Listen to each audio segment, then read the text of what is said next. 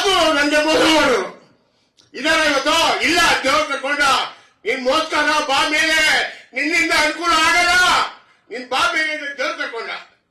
ಇಲ್ಲಿ ಅವ್ರು ಒಳ್ಳೆ ಮಾಡಿ, ಎಲ್ಲರೂ ಒಳ್ಳೆ ಮಾಡಿ. ನಮ್ಗೆ ಅಷ್ಟ ಹೊಟ್ಟೆ ಉಸಿದ್ದಾರೆ. ಅವಾಗ ದುಡ್ಡು ಅಂದ್ರೆ ಮೂಟೆ ಮೂಟೆ ತಗೊಂಡೋಗಿ ಕೊಟ್ಟಿದ್ದೀನಿ ದುಡ್ಡು. ಈ ಕನ್ನಡಿಗರಿಗೆ ನಮಸ್ಕಾರಗಳು. ಕನಕಪುರ ಮಾಡೋ ಶ್ರೀನಿವಾಸದ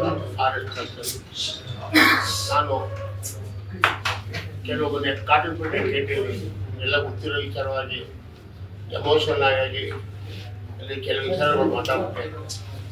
ಕಾರಣ ಇಷ್ಟೇ, ನನ್ನ ಕಾಟನ್ಪೇಟೆ ಗೇಟ್ ರಿಲೀಸ್ ಆಗಬೇಕಾಗಿತ್ತು. ಸ್ವಲ್ಪ ಹಣದ ಅವಶ್ಯಕತೆ ಇತ್ತು. ಅದು ತುಂಬ ದುಡ್ಡಿಂದ ನಮ್ಮ ರಾಜ್ಕುಮಾರ್ ಅಂದರೆ ನನಗೆ ತುಂಬ ಅಭಿಮಾನ, ಮೇಡಮ್ ಅವರು ಅಂದರೆ ನಮ್ಗೆ ತುಂಬ ಅಭಿಮಾನ. ಅವಾಗಿಂದ ಪಾಪ ಪುನೀತ್ ಸರ್ ನಮ್ಮ ದೇವರೇ ಅವರು. ನಾನೆಲ್ಲ ಸಿನಿಮಾ ಮಾಡೋ ಮುಂಚೆಯಿಂದನೂ ಅವ್ರ ಜೊತೆ ನನ್ನ ವಹಿವಾಟಿದೆ. ಅದು ಮುಂಚೆಯಿಂದನೇ ಕನಕಪುರ ಬರ್ತಾಯಿದ್ರು.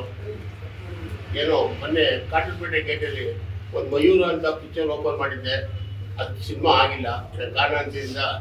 ದೇವ್ರನ್ನ ನನ್ನ ದುಡ್ಗೋಸ್ಕರ ತಗೊಂಡ್ಬಿಟ್ರೆ ಅಂತ ಹೇಳಿದೆ. ದಯವಿಟ್ಟು ನೀವು ಹೇಳ್ಕೊಟ್ಟು ನಾನು ಸಂಶಯಕ್ಕೂ ಆ ಮಾತನ್ನ ಇವತ್ತು ವಾಪಸ್ ತಗೋತಾ ಇದ್ದೀನಿ. ಅವ್ರು ದೇವರಾಗಿ ಬೇರೆ ದೇವರಾಗೇ ಇರ್ತಾರೆ ಅಂದ್ಕೊಂಡಿದ್ದೀನಿ. ಹಂಗೆ ಇರಲಿ ಅಂತ ಈ ಸಂದರ್ಭದಲ್ಲಿ ಹೇಳ್ತಾ ಇದ್ದೀನಿ.